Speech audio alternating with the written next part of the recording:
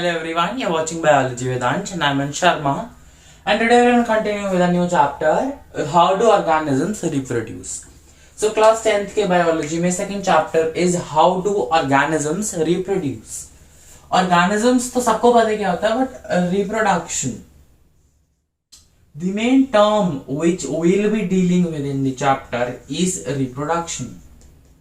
अब reproduction होता क्या है? Reproduction is the process of production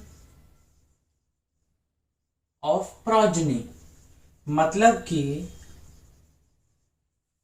किसी ओल्ड ऑर्गेनिज्म से न्यू ऑर्गेनिज्म का बनना को भी हम रिप्रोडक्शन कहते हैं. ठीक है, तो reproduction is the process of production of progeny. इसका मतलब कि कोई पुराना ऑर्गेनिज्म था, उससे नया ऑर्गेनिज्म बनाया, उसने नया ऑर्गेनिज्म बनाया, तो उसको रिप्रोडक्शन बोल देते हैं. अब नाउ हम देखेंगे कि how it is important reproduction. NCERT में चैप्टर का स्टार्टिंग होते ही ऊपर की लाइन है कि reproduction is not like other life processes.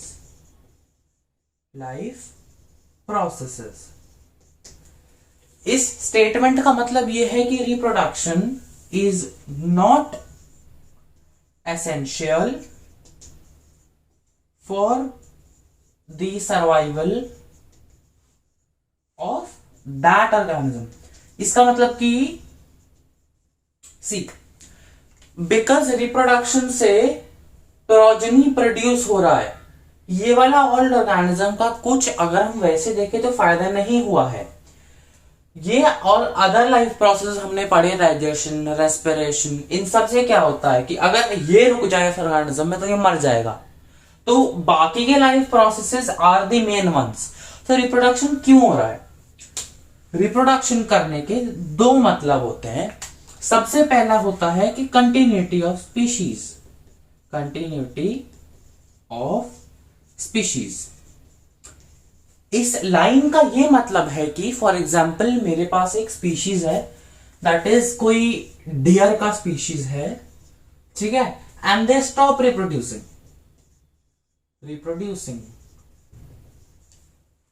अगर इन्होंने रिप्रोडक्शन रोक दिया अपना और इनका सिर्फ पुराने जनरेशंस बचे हुए हैं, सो व्हाट विल हैपन? धीरे धीरे करते हुए पुराने वाले मर जाएंगे, नए वाले नहीं बन रहे हैं, नए वाले नहीं पैदा हो रहे हैं. तो इसका मतलब ये जो पर्टिकुलर स्पीशीज है ना डियर की, दैट विल डिसअपियर. तो इस ही डिसअपियरेंस को बचाने के लिए अगर वो रिप्रोड्यूस करेगा तो द स्पीशीज विल थ्राइव. इसका मतलब कि जनरेशंस तक वो स्पीशीज चलती रहेगी. ठीक है, सबसे पहला पॉइंट होगा कंटिन्यूटी ऑफ स्पीशीज. दूसरा पॉइंट आता है stability of species.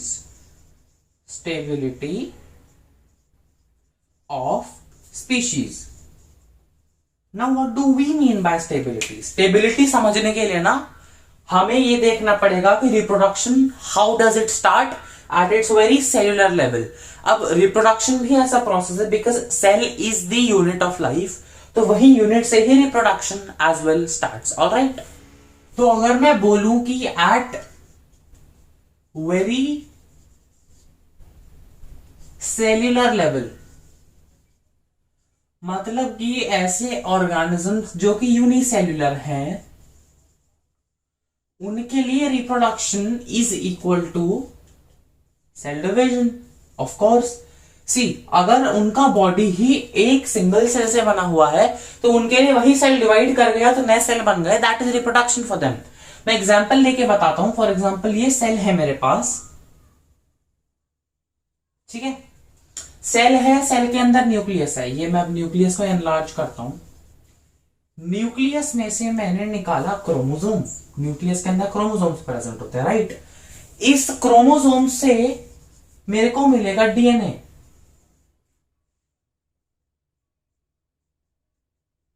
Now what is this DNA? DNA सारी की सारी इंफॉर्मेशन कैरी करता है ऑफ दिस ऑर्गेनिज्म, इस सेल की. अगर मैं बोलूं कि इस सेल का साइटोप्लाज्म डेंस है, साइटोप्लाज्म डेंस है, इस सेल के पास फॉर एग्जाम्पल माइटोकॉन्ड्रिया का नंबर है 64, 64 माइटोकॉन्ड्रिया है इसके अंदर। तो ये सारे जो कैरेक्टरिस्टिक्स आ रहे हैं ना इस सेल में, this is because of the DNA. DNA के पास कोड होता है, वो कोड बनाता है protein. Alright, this is very important to note. अब सी, क्योंकि सेल डिवीजन होना है तो सेल के पास डीएनए भी जाना चाहिए। अगर डीएनए जाने में वो दिक्कत हो गई तो सेल ऑफ कोर्स मर जाएगा। तो जब हमारा सेल डिवीजन होता है, रिप्रोडक्शन होता है, तो the first step is DNA replication. इसका मतलब कि इस सेल का डीएनए दो में डिवाइड करेगा ताकि वो दो अलग अलग सेल्स में जाए। डीएनए रेप्लिकेशन के बाद ही न्यूक्लियस डिवाइड करता है। न्यूक्लियस डिवीजन, फिर साइटोप्लाज्म डिवाइड्स पूरा तरीके से। दिस इज सेल डिवीजन, है ना। अब ये तो हमारा नॉर्मल केस में हो गया कि मतलब कोई दिक्कत नहीं है डिवीजन में, न्यूक्लियस डिवीजन में, साइटोप्लाज्म के डिवीजन में। अब मैं ये बात करता हूं कि ये जो डीएनए जब डिवाइड कर रहा था ना, इसके डिवीजन के टाइम पे कुछ चेंज आ गया इन कोड, चेंज इन कोड। इसके पास एक कोड था, ठीक है। फॉर एग्जाम्पल एक सिंपल कोड ले लेते हैं ABCCD। ये ऐसे ही मैंने रैंडमली कोई कोड बना दिया। ये कोड इसके पास था, रेप्लिकेशन हुआ और उसमें दिक्कत आ गई। रेप्लिकेशन की वजह से ये जो AB है, C तो रहा, C की जगह ED आ गया। ये चेंज हुआ कोड। कोड के चेंज होने की वजह से जो प्रोटीन पहले बनना था, फॉर एग्जाम्पल इससे प्रोटीन A बन रहा है, तो प्रोटीन A नहीं बनेगा, अब कोई दूसरा प्रोटीन बन जाएगा, फॉर एग्जाम्पल प्रोटीन B। अब दो सिनेरियो हो सकते हैं इसके भी। ये नॉर्मली वर्क कर रहा है प्रोटीन, या फिर वर्क करने के साथ साथ it is causing some variations. Now what are variations? Variations होते हैं, फॉर एग्जाम्पल ये एक ऑर्गेनिज्म है, ही इज बॉल्ड, और एक ऑर्गेनिज्म इसने रिप्रोडक्शन से दूसरा बना दिया, तो चेंज आया। इसके पास हेयर नहीं थे, इसके पास हेयर हैं, that is a variation for him. अगर मैं बात करूं कि सिंगल, सिर्फ इसी ने ही सेल डिवीजन करके इसको बनाया, तो ये वेरिएशन हुआ इसके लिए। कुछ भी, बहुत जनरल बात कर रहे हैं, वेरिएशन एक चेंज है, तो दिस इज अ चेंज, है ना। तो इसका मतलब कि इसमें नॉर्मली वर्क करने के साथ साथ वेरिएशन भी दिया। फॉर एग्जाम्पल ये प्रोटीन ए, इसके साइटोप्लाज्म के बाहर जो सेल वॉल है, सॉरी प्लाज्मा मेम्ब्रेन है, उसको बिल्ड कर रहा था, ठीक है। और ये ABCED प्रोटीन ने क्या किया, नॉर्मली ना वर्क करके वेरिएशन किया। साइटोप्लाज्म के बाहर प्लाज्मा मेम्ब्रेन तो बना ही, बट उसके साथ साथ इसने एक और छोटी सी लेयर बना दी बाहर। अब इस वेरिएशन से क्या होगा, क्योंकि प्लाज्मा मेम्ब्रेन के बाहर एक और लेयर है, तो इसको एक्स्ट्रा प्रोटेक्शन मिल गई, extra protection. Now this ensures कि ये जो ऑर्गेनिज्म है इट थ्राइव्स। इसी को कहते हैं स्टेबिलिटी ऑफ स्पीशीज। अब इसको एक बैक्टीरिया के केस में समझते हैं, ठीक है। फॉर एग्जाम्पल ये मेरे पास एक बैक्टीरिया है, ऑलराइट, ये मेरा बैक्टीरिया हो गया, ठीक है। और इसका ये साइटोप्लाज्म है, साइटोप्लाज्म के बाहर इसकी ये हो गई सेल वॉल।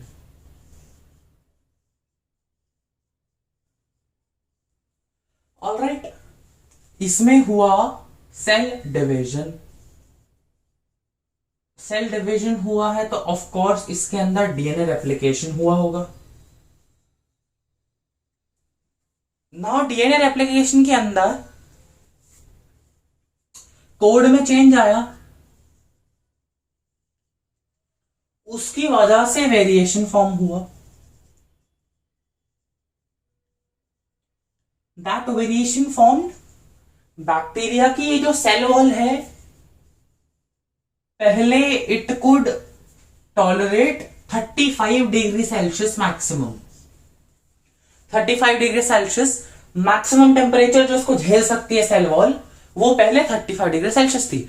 अब अगर मैं किसी बैक्टीरिया की बात करूं तो सेल वॉल उसके लिए इट्स वेरी इंपॉर्टेंट, क्योंकि इसका इतना सिंपल बॉडी है, अगर सेल वॉल ही निकल जाएगा तो बैक्टीरिया अपने कोई काम नहीं कर पाएगा। ठीक है, इस वेरिएशन की वजह से क्या हुआ कि जो सेल वॉल का टॉलरेंस है ना, वो बढ़ गया। सेल वॉल का tolerance became 100 degree Celsius. Now think about it, इस बैक्टीरिया को मैंने रखा इसके एनवायरनमेंट में, ये एनवायरनमेंट है, ये सारे बैक्टीरिया इसमें रह रहे हैं। ये एक कोल्ड वाटर पॉन्ड है, इन सब का जो सेल वॉल टॉलरेंस है 35 डिग्री सेल्सियस है। ऑफ कोर्स 35 डिग्री सेल्सियस बहुत ज्यादा टेम्परेचर है अगर मैं किसी कोल्ड वाटर स्वैम्प की बात करूं तो। नाउ व्हाट हैपेंड इज, ये जो है ना, ये environment, this is niche for them. NICHE, it is pronounced as NEESH, इसको लिख लो नोटबुक्स में, it is pronounced as niche. तो ये इनके लिए नीश है ना। What is niche? ऐसा एनवायरमेंटल कंडीशन जिसमें एन ऑर्गेनिज्म कैन फ्लरिशेस। इसका मतलब ये हो गया कि ऐसा, फॉर एग्जाम्पल मैं ऐसे कह सकता हूं कि ये ऐसा कोई एनवायरनमेंट हो गया जिसमें बैक्टीरिया ढंग से अपने लाइफ प्रोसेसेस कर पाएगा, मतलब कि उसको कोई दिक्कत नहीं होगी किसी एक्सटर्नल एनवायरमेंटल फैक्टर से। प्रेडेशन मतलब कि कोई आके उसका शिकार कर ले, दैट इज डिफरेंट, बट उसको एनवायरनमेंट से कोई बाधा नहीं मिलेगी अपने लाइफ प्रोसेस को करने के लिए। ठीक है, so this is niche for them. अब क्या हुआ, एन एक्सटर्नल एजेंट आया, एक्सटर्नल एजेंट की वजह से, that is not in control of bacteria, bacteria की वजह से नहीं हुआ, ना बैक्टीरिया कंट्रोल में है, that is global warming. Bacteria क्या करेंगे, ग्लोबल वार्मिंग हो रही है तो।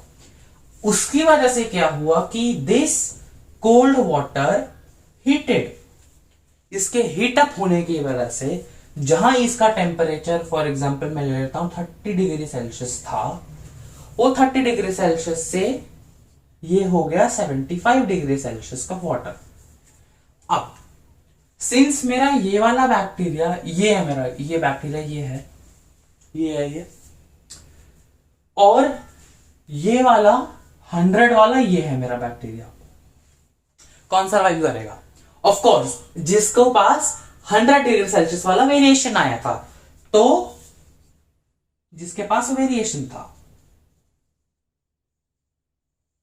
इससे ये पता चलता है कि क्योंकि रिप्रोडक्शन के टाइम पे बैक्टीरिया के डीएनए में चेंज आया, उसकी वजह से उसकी स्पीशीज चलती रहेगी, भले ही सारे मर गए।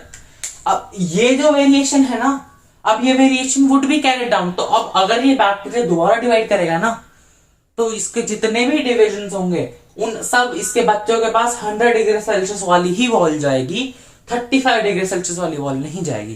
So this is the second importance of reproduction की स्टेबिलिटी ऑफ स्पीशीज, मतलब कि उसके एनवायरमेंटल चांसेस ऑफ एग्जिस्टेंस को बढ़ाता है। यही अडेप्टेशन है कि उसने अडेप्ट कर लिया अपने एनवायरनमेंट को, तभी वो रह पाया, that is stability of species. Alright, ये इसके बारे में अभी नेक्स्ट वाले चैप्टर हेरिडिटी एंड एवोल्यूशन में और ढंग से बात करी है। तो I wanted to give you an idea कि वाई रिप्रोडक्शन इज इंपॉर्टेंट सबसे पहले। ठीक है, नाउ लेट्स कंटिन्यू। हमने ये तो पढ़ लिया कि रिप्रोडक्शन क्या होता है, उसका इंपॉर्टेंस क्या है। अब हम बात करेंगे कि रिप्रोडक्शन कितने टाइप्स का होता है। तो रिप्रोडक्शन को अगर मैं डिवाइड करूं तो it is divided into 2 types, asexual reproduction and sexual reproduction. Now ये डिवीजन किस बेसिस पे हुआ है, क्या डिफरेंस पॉइंट है, हम वो बात करते हैं। सबसे पहले एसेक्सुअल रिप्रोडक्शन की अगर मैं बात करूं तो only one parent is involve, only one parent is involve. जैसे कि बैक्टीरिया के केस में हुआ था कि single bacteria was dividing into two new bacteria, है ना, तो इसमें सिर्फ एक पेरेंट का यूज हुआ, है ना। सेकेंड बात आती है सेक्सुअल रिप्रोडक्शन में two parents are involve, two parents are involve. Alright, इसमें दो पेरेंट इन्वॉल्व होते हैं, for example in human beings या फिर कोई और एनिमल की बात करो तो इसमें एसेक्सुअल रिप्रोडक्शन में there is no gamete formation, no gamete formation. Now gamete क्या होता है? Gametes are haploid cells, haploid reproductive sales.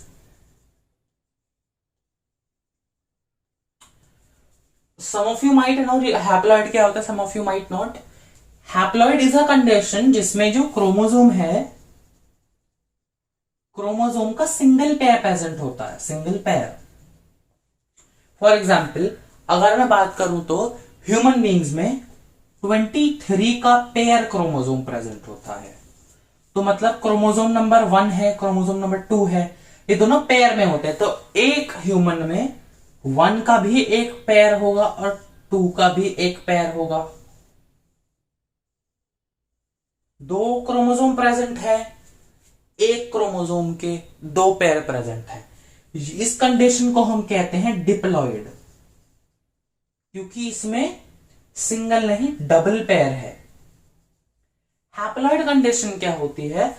23 का पेयर में 46 क्रोमोसोम टोटलिटी में प्रेजेंट होंगे।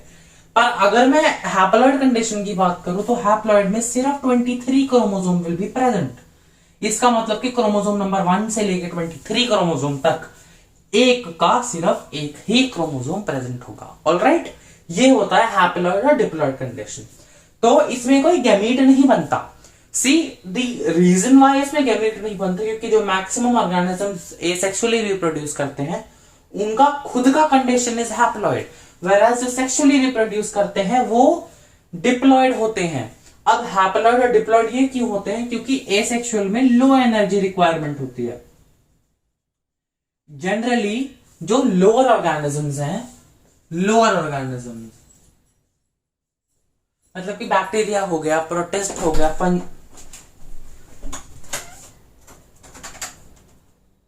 नीचे जा रहा हूं, नीचे भाग जाओ।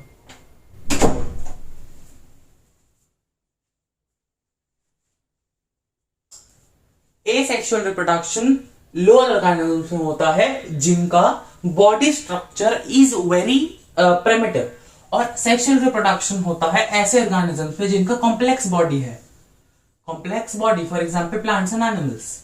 ठीक है, सेक्सुअल रिप्रोडक्शन इनमें होता है, एसेक्सुअल में होता है जिनमें लोअर होता है। अब क्योंकि इसमें लो एनर्जी रिक्वायरमेंट है तो सेक्सुअल रिप्रोडक्शन में हायर एनर्जी रिक्वायरमेंट होती है, हायर एनर्जी रिक्वायरमेंट, क्योंकि इनमें गैमीट फॉर्मेशन होता है, स्पेशली सेल्स बनते हैं,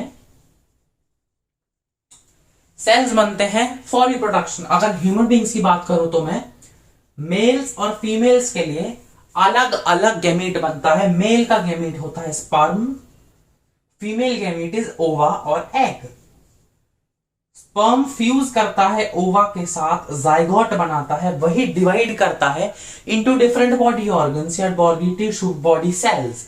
तो वो सिंगल एक सेल डिवाइड करेगा इतने सारे सेल्स में, इतने सारे टिश्यू में, इतने सारे ऑर्गन्स में, तो energy requirement is very high. इसमें क्या होता है, सिर्फ एक ये सेल है, उसने 2 सेल बना लिए, बस खत्म होगा काम। तो एक सेक्सुअल रिप्रोडक्शन में ये होता है। इसमें parent identity might get lost, this is an important point. ये एनसीईआरटी में नहीं है, लिखा नहीं है, but it is present, not be lost, might be lost, sorry. इसका मतलब पेरेंट आइडेंटिटी का मतलब क्या होता है? फॉर एग्जाम्पल ये सेल था, ये मेरा पेरेंट सेल है, ये मेरे डॉटर सेल्स हैं, पेरेंट से डॉटर सेल बन गई, इधर पेरेंट की आइडेंटिटी कहां गई? वेराज इसमें देखो मैं, एक मेल था, एक फीमेल था, उनके गैमीट फ्यूज हुए, न्यू बॉर्न बना, इन्फेंट बना, ठीक है, पेरेंट आइडेंटिटी स्टिल देयर। इसका मतलब ये थोड़ी हो कि अगर मेल ने स्पर्म डोनेट किया है, फीमेल ने ओवर डोनेट किया है, तो मेल और फीमेल जो पेरेंट्स थे वो मर गए, पेरेंट्स आर स्टिल प्रेजेंट और इन्फेंट भी बना है, but parent identity is not lost. इधर पेरेंट आइडेंटिटी नेवर लॉस्ट, इधर कभी लॉस्ट नहीं होती। एसेक्सुअल में भी देयर आर सम टाइप के जिसमें पेरेंट आइडेंटिटी लॉस नहीं होती है, पर सेक्सुअल रिप्रोडक्शन में there is no single type जिसमें आइडेंटिटी लॉस हो। ऑलराइट, हमने बात करी एसेक्सुअल और सेक्सुअल रिप्रोडक्शन में डिफरेंसेस की। अब हम बात करेंगे कि एसेक्सुअल रिप्रोडक्शन कितने टाइप्स का होता है, ठीक है। तो सबसे पहला asexual reproduction is called as fission. अगर मैं दी वर्ड फिजन की बात करूं तो इसका सिंपल मीनिंग होता है ब्रेक डाउन। तो simple is sorry fission is nothing but simple cell division, simple cell division. Fission भी डिवाइडेड होता है into two types, multiple fission and binary fission. पहले बाइनरी की बात कर लेते हैं। बाइनरी फिजन में एक ऑर्गेनिज्म से सिंपली दो ऑर्गेनिजम्स बन जाते हैं। देखते हैं, ये मेरा अमीबा था, ठीक है। इसके अंदर सबसे पहले न्यूक्लियस डिवाइड कर रहा है, न्यूक्लियस डिवाइड को कैरियोकाइनेसिस कहते हैं। इसके बाद न्यूक्लियस डिवाइड हुआ तो साइटोप्लाज्म में स्ट्रेस आ गया, दो डिवाइड कर गए, फिर they became two different amoeba. Parent identity loss होगा, ये पेरेंट था, ये डॉटर बने। बाइनरी फिजन में एक से दो बनता है, ये होता है अमीबा में। नाउ अमीबा का binary fission is special as ये in any orientation, in any orientation. इसका मतलब ये है कि डिवीजन का जो मार्क स्टार्ट होगा ना, जैसे फॉर एग्जांपल मैंने यहां से शुरू किया है तो कहीं से भी हो सकता है, ये सेल ऐसे भी डिवाइड कर सकता है, ऐसे भी, ऐसे भी, ऐसे भी। कुछ ऑर्गेनिजम्स होते हैं जिनमें डेफिनेट होता है, फॉर एग्जांपल लीशमैनिया,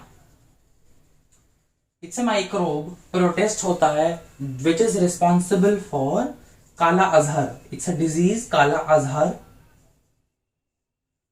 लीशमैनिया ऐसे दिखता है,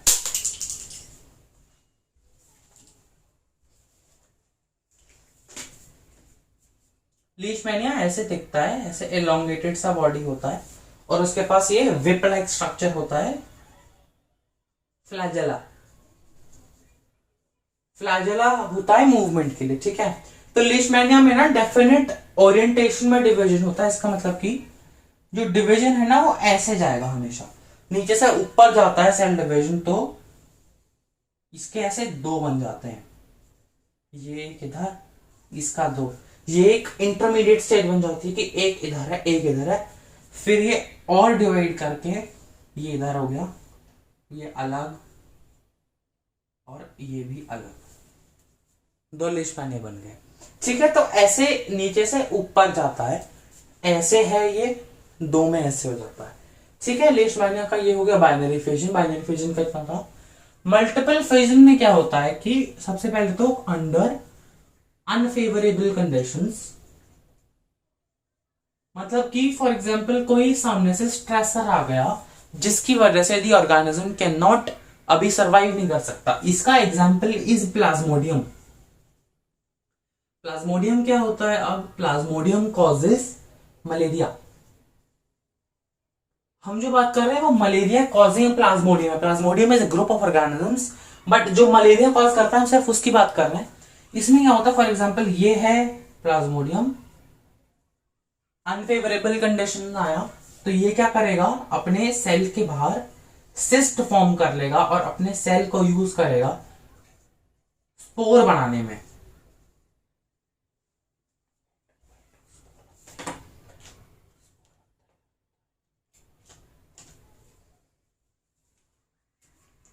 ये क्या करेगा, अपने सेल को यूज करेगा स्मॉलर सेल्स बनाने में, मतलब भरता चला जाएगा sales.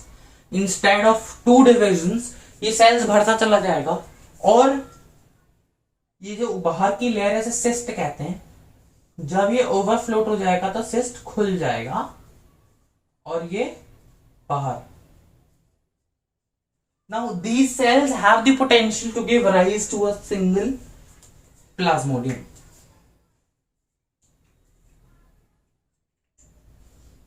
Now these cells have the potential to give rise to a single plasmodium. ठीक है, ये कब होता है, हमेशा ये बात याद रखना, अनफेवरेबल कंडीशंस में ही होता है, वैसे नहीं होता है ये।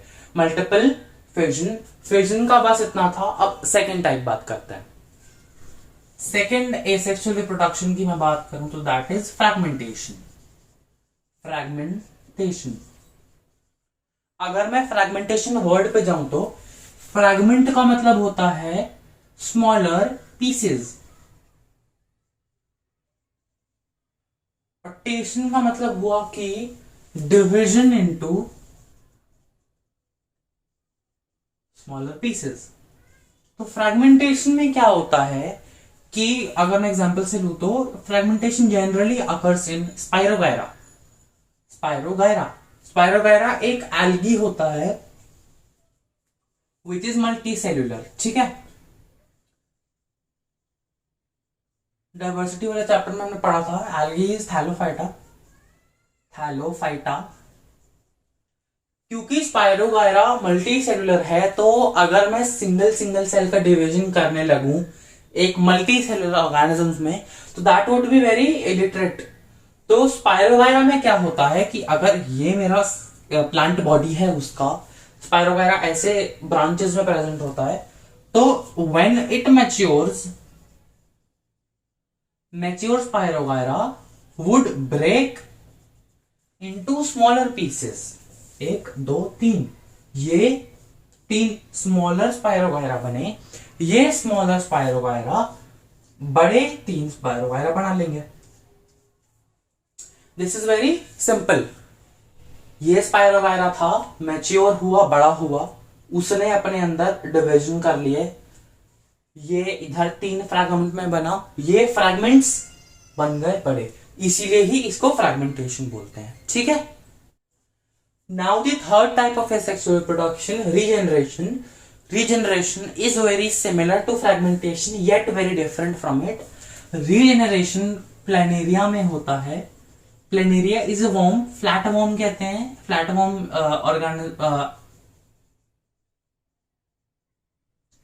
फ्लैटवर्म्स एक ग्रुप ऑफ एनिमल्स है, उसको बिलोंग करता है। फ्लैटवर्म्स का नाम होता है प्लैटिलमिंथीस,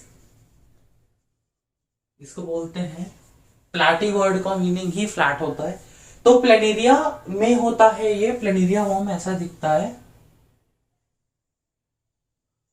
ऐसा वर्म दिखता है। इसके पास कंपाउंड आईज होते हैं, ये इसका माउथ और anus. Now what happens is, fragmentation की तरह ही ये भी स्मॉलर फ्रैगमेंट्स में टूटता है, but the cause of fragmentation इसमें इज कोई एनवायरमेंटल स्ट्रेसर आ गया। स्ट्रेसर, इसका मतलब कि ये एक्सीडेंट की वजह से टूटता है। एक्सीडेंट की वजह से टूटा, फॉर एग्जाम्पल ये हेड अलग हो गया, इसका बीच की बॉडी अलग हो गई और टेल अलग हो गई। तो now what would happen is, यही single fragments of the body would give rise to planaриal worms. ये था एक सिंगल वर्म, टूटा इनटू फ्रैगमेंट्स, ये फ्रैगमेंट में नए वर्म बना लिए। तो फ्रैगमेंटेशन की तरह ही है, but the difference is the cause of fragmentation. इसमें एनवायरमेंटल स्ट्रेसर या फिर एक्सीडेंट की वजह से ही फ्रैगमेंट्स में टूटा। अब now why it is not a reliable mode of reproduction और how is it different from other asexual reproduction, किस पे रिलाई नहीं कर सकता। प्लेनेरिया वर्म रिलाई नहीं कर सकता इस पे, मतलब कि इसको अगर रिप्रोड्यूस करना है तो इसका मतलब ये थोड़ी कि किसको कोई एक्सीडेंट करवाना पड़ेगा अपनी बॉडी पे, नहीं। तो it is a very situational reproduction, जैसे कि लिजर्ड्स में भी होता है। लिजर्ड में इट इज नॉट इसके तरह, but there is a different type of regeneration. उनमें सिर्फ उनकी टेल रिजनरेट्स, तो उसमें तो it is not really use for reproduction, but इनमें it is use for reproduction.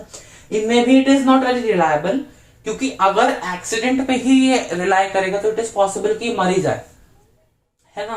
तो that's why it is not a reliable source of reproduction. Alright, अब the fourth type of asexual reproduction जो आता है that is budding. Budding होता है hydra में and yeast में, ठीक है। तो फॉर एग्जांपल ये मेरा हाइड्रा था, ये हाइड्रा के पास टेंटिकल्स होते हैं,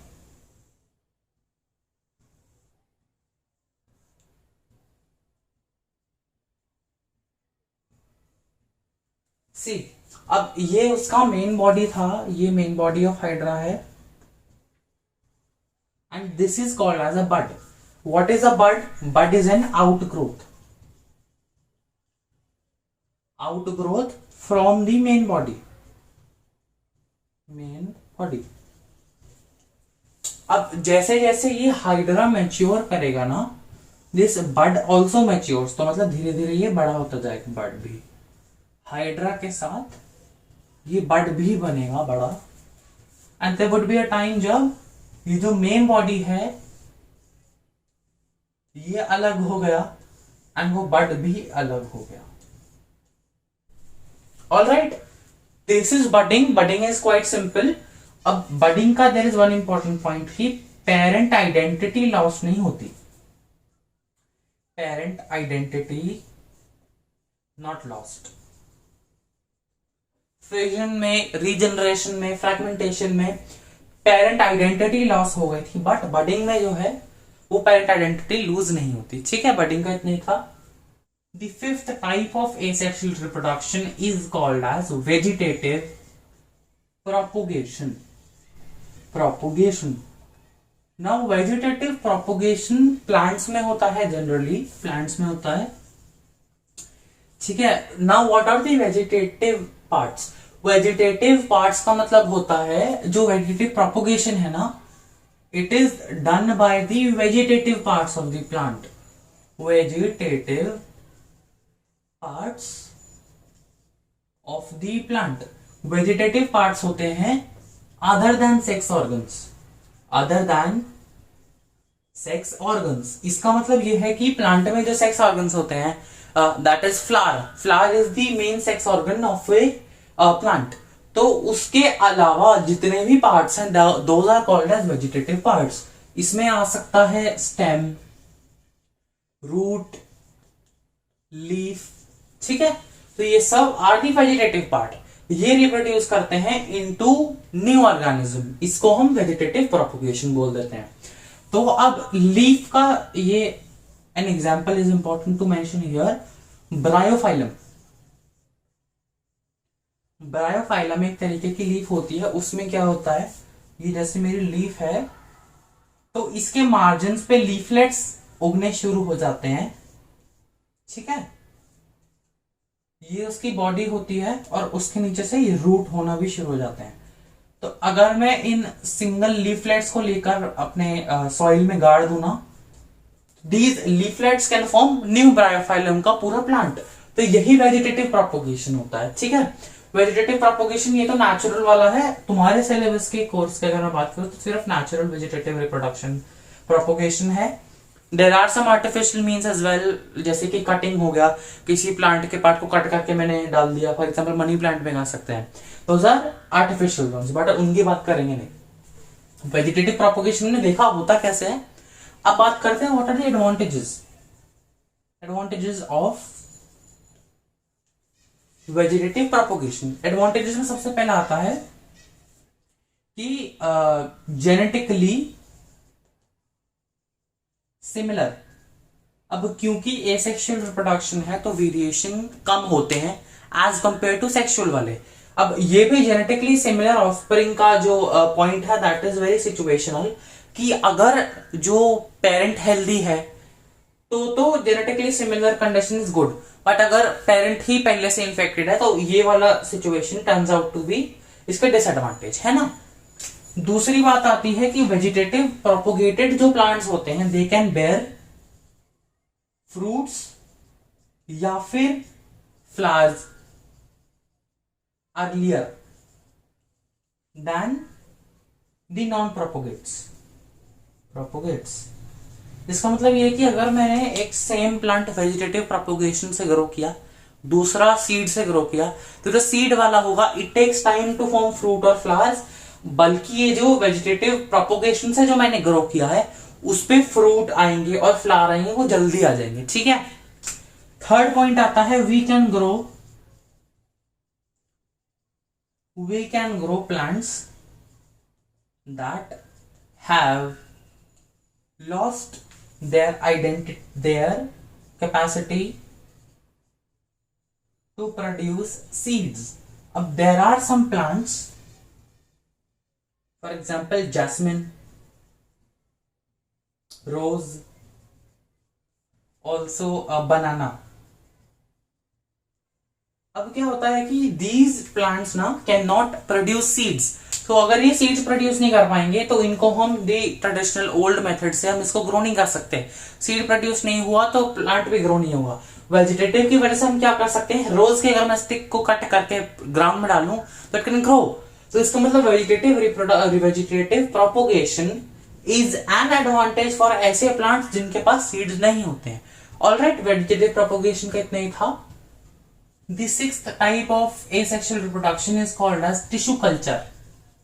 टिश्यू कल्चर में क्या होता है, फॉर एग्जाम्पल ये मेरा एक प्लांट बॉडी है, इस पे लीफ उग रहा था, मैंने इस लीफ को लिया और इससे टिश्यू एक्सट्रैक्ट कर लिए। ठीक है, मैंने टिश्यू ले लिया और एक प्लेट पे रखा, ये प्लेट है मेरी, इस प्लेट पे मैंने न्यूट्रिशन डाला, न्यूट्रिएंट्स डाले, तो ये जो सेल्स है ना दे विल फॉर्म अ मास, उसको हम कहते हैं कैलस। अब ये कैलस को हम हॉर्मोन्स देते हैं, ग्रोथ हॉर्मोन्स प्लांट्स के,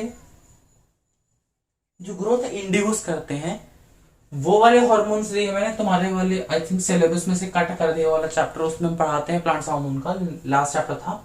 तो मैंने हॉर्मोन्स दिए, उसकी वजह से क्या हुआ, ये जो थैलस है, सॉरी ये जो कैलस है, ये callus forms small plantlets. Plantlets are छोटे छोटे प्लांट्स, इसने ऐसे प्लांटलेट्स बना लिए। अब इन प्लांटलेट्स को मैं क्या करूंगा, इनको मैंने सॉइल में ट्रांसफर कर दिया। अब मैं बात करता हूं हमने इतना ज्यादा कॉम्प्लेक्स क्यों किया। तो tissue culture is a part of asexual reproduction but it is very situational. ये यूज होता है for the plants which are generally on the verge of extinction, on the verge of extinction. अब सी, ऐसे कोई plant है जो extinct होने वाला है, तो instead of waiting for them to produce seeds, हम ये कर सकते हैं कि जो एग्जिस्टिंग प्लांट है, फॉर एग्जांपल सिर्फ एक लीफ को लेके मैंने नया प्लांट बना दिया, तो उसकी वजह से उनका पॉपुलेशन बढ़ जाएगा ना। तो that's why tissue culture is very important. दूसरा बात आता है it is used for ornamental plants. Ornamental plants, ornamental plants जो होते हैं फॉर एग्जांपल ऑर्किड्स, उनके लिए हम टिश्यू कल्चर यूज करते हैं। ठीक है, अब लास्ट एसेक्सुअल रिप्रोडक्शन की बात करते हैं, कॉल्ड एज स्पोर फॉर्मेशन।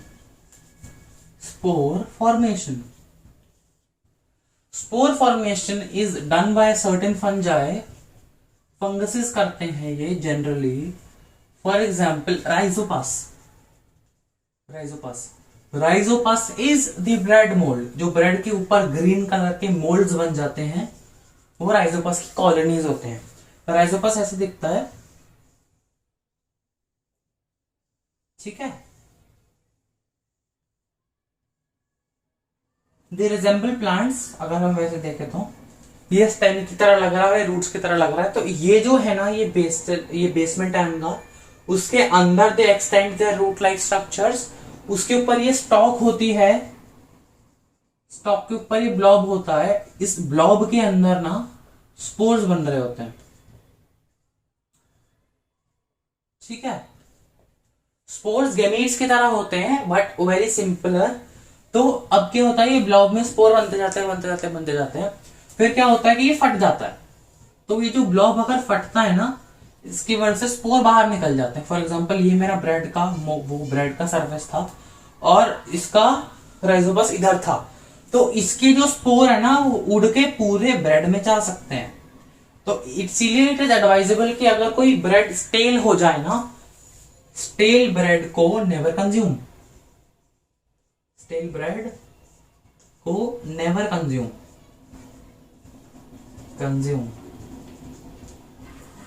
इसका रीजन ये है कि भले ही उस रीजन में फंगस की कॉलोनी ना आई हो, बट फंगस के स्पोर आ जाते हैं, तो इसकी वजह से हमें हो सकता है दिखे ना, बट ब्रेड के अंदर के सरफेस पे फंगस कुड बी प्रेजेंट, ठीक है। तो that's why it is advisable not to eat stale bread. So spore formation was the last of asexual reproduction, and thank you all for watching this video. We're going to continue with sexual reproduction in the next one. So thank you for watching.